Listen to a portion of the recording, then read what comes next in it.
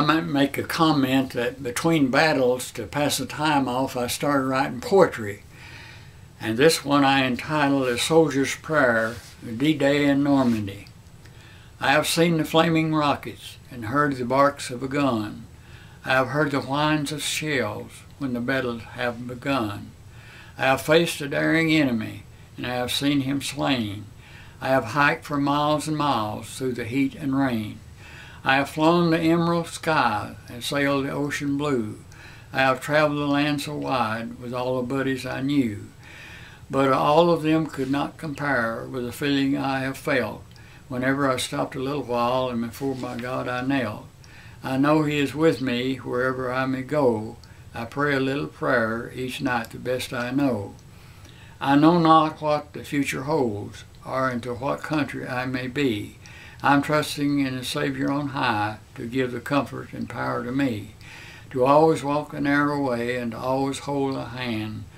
And when the war is over, I may return unmolested to my native land.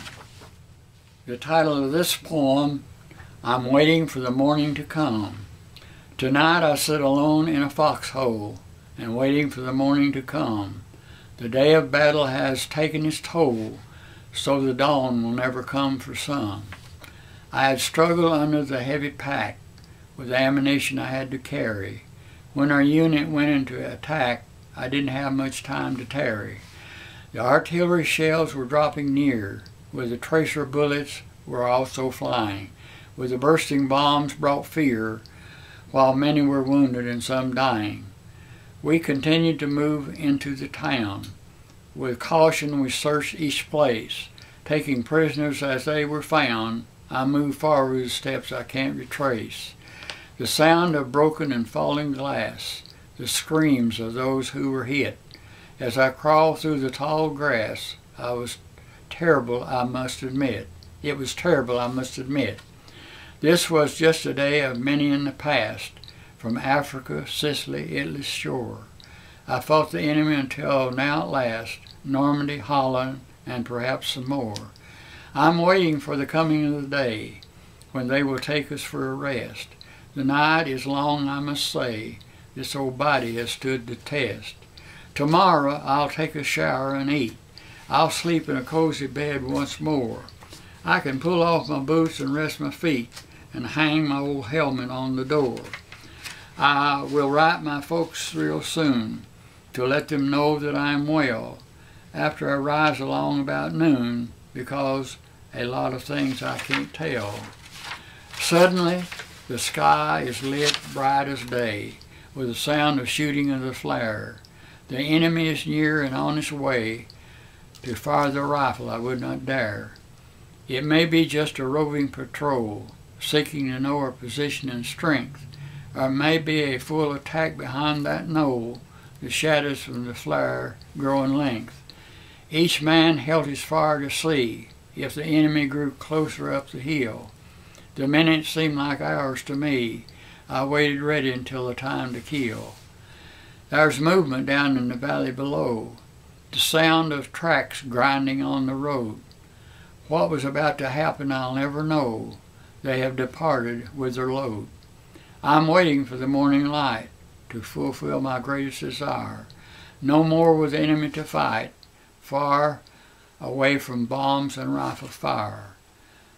Going to my dearest home so far away, to begin life with its many demands. I'll just keep waiting until that day when peace is made with all the lands. This is a modern poem entitled, Is That My Son? I always watch the TV when the news come on each day. I move up closer for a better vision since my son has been away. Is that my son I see yonder? Could it be my dear son Ray? Our love has grown more fonder after my son was taken away. Each night I say a prayer for Ray, that soon the battle will end. I pray sometimes during the day for his guardian angel to descend. Soldiers are moving towards the town. I can see the flash of gunfire. Not a place of shelter to be found. Lord, keep him safe is my desire. Bring him safely home real soon.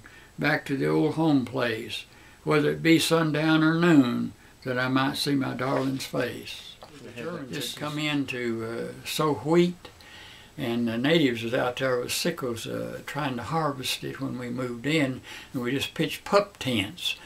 And so it's a very, very lonely place. And I entitled this poem, My Version of Army Life. The pup tent is my shelter, the place in which I dwell. The stakes are the anchors upon which the shovel fell. Beyond the distant sea, beyond the distant land, I dwell in a lonely spot out on the burning sand. The blankets are my cover, a jacket for my head. The wind is my music, and the crackers for my bread. The bugle is always blowing, from early morn till late. If I could find the bugle, I'd surely change his fate. The corporal is always yelling, "Come on, boys, let's fight." I know he is bucking to get another stripe. We're always running problems with heavy packs and gun. They never seem to end, just only half begun. At night when I am weary and the sun has gone to rest, the moonlight is my candle beyond the distant crest. I must write my mama a line to let her know I'm well. She need not know the life beneath this burning hell. Boys, I'll tell you what, it's a life to dream about, but take my good advice and not a word in doubt. Stay clear of army life and don't think of what I said. I'd rather be a yellow coward than just a hero dead.